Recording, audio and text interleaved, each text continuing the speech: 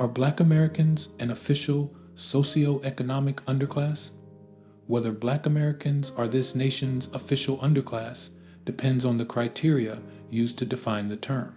In the broadest sense, an underclass is that segment of the population that occupies the lowest possible position in a ranking order of social acceptability. The enactment of the nation's Constitution in 1789 and the first naturalization law of 1790 established a rank order that placed whites at the top and entitled to all of society's benefits and consigned blacks to the bottom rank with no entitlements, not even to life itself.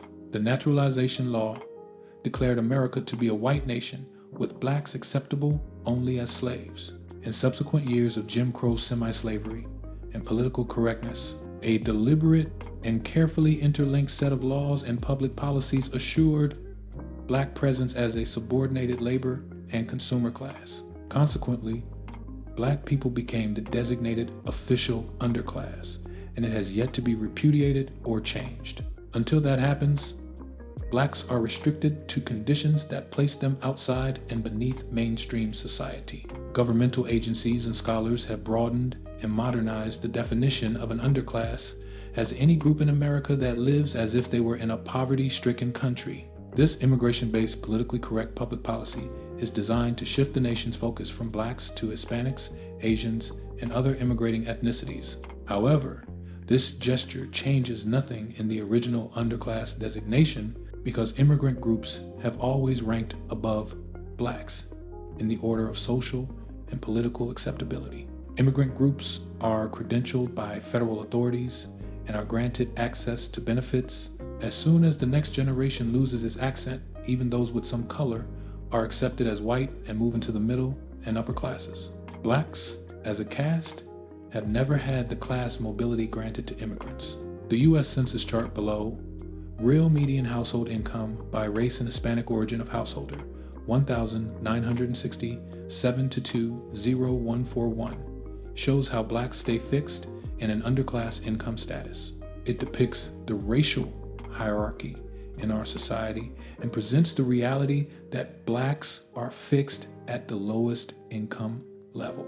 The census chart on page 4 shows that at the peak of the 1,967 Black civil rights movement, white median household income was $52,200, double the $26,800 median household income of Blacks. The chart also depicts the changed immigration policies that, in response to the 1,965 civil rights laws, opened the doors for immigrants based upon ethnicity and family ancestry. The newly arriving immigrants were classified as minorities and made eligible for benefits and opportunities that Blacks had been historically denied. The massive influx of Hispanic immigrants began in 1970 in the U.S. Census chart indicates that at the outset, their incomes began at $38,900, well above the income of Blacks, and by 2014, Hispanic income had reached $42,500, Niqueann, 000 higher than Blacks, even though 90% of all Hispanics in America in 2014 had been in the country less than 45 years. Similarly, in the late 1982, Asians who had been combined in classification with Arabs began to enter the country. Their median household income was $64,000, and by 2014, their median income was $74,300, double that of Black Americans. It is noteworthy that the U.S. Census chart indicates not only that all groups entered with higher incomes than Blacks, but by 2014, the median household income for all groups was up, while the income for Native Black Americans was headed downward. The downward trend for Blacks further indicates that, as a group, they are the nation's official underclass. A report by the Urban Institute, The Color of Wealth in the Nation's Capital, the subject of an article in the Washington Post on the 2nd of November 2016. The grim statistics in this article on Black wealth reinforce the census chart and are further evidence that Blacks, as a group, are the nation's official underclass. The Urban Institute report pointed out that in the District of Columbia region, the net worth of white households was 81 times that of black households. Whites had a net worth of $284,000, and the net worth of blacks was only $3,500. This disparity was even more stark because within the region, Prince George's County, Maryland, has the highest concentration of wealthy and educated blacks in America, yet Hispanic immigrants in the D.C. region have acquired 4 times the net worth of blacks, even though as a group, 90% have been in America and the D.C. region barely 40 years.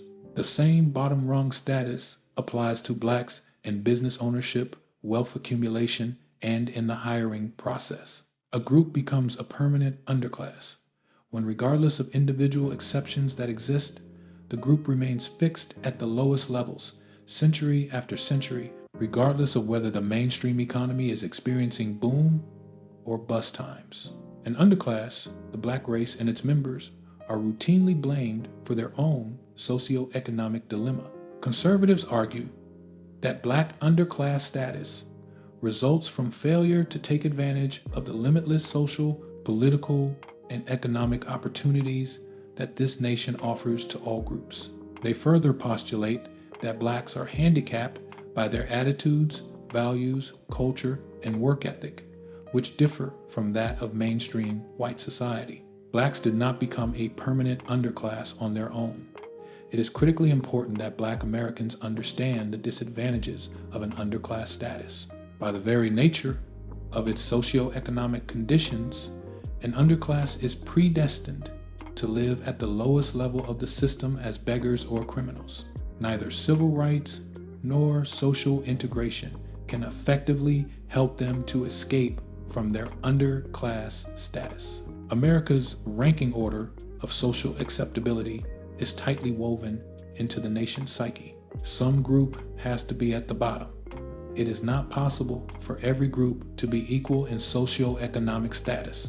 The question is, can blacks muster the mental focus, resources, and determination to break out and escape after so many years of being frozen at the bottom? If someone steals your car, you want your car back or something of equal value to replace it, blacks must find a way to recapture what was lost or stolen from them and to use it to escape their constitutionally designated underclass status.